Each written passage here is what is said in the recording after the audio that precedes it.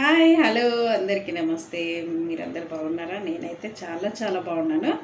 ఈరోజు వచ్చేసి అయితే మన ఇంట్లో పల్లీ చట్నీ. పల్లీ అంటే టమాటా, పల్లీలు, కొత్తిమీర, పచ్చిమిర్చి, ఎల్లిపాయలు, జీలకర్ర అన్నీ సాల్ట్ అవన్నీ వేసి కూడా నేనైతే పచ్చడి చేశాను. చాలా టేస్ట్ ఉంటుంది. వేడి వేడి అన్నంలో అయితే సూపర్ ఉంటుంది. ఇంకా చింతపండు అవన్నీ కూడా మనం అవన్నీ వేసి పచ్చడి వేసి ఇలా వేడి వేడి అన్నంలో తింటూ ఉంటే చాలా బాగుంటుంది. నేను కొంచెం బరగ్గానే పచ్చడి నూరుకున్నాను.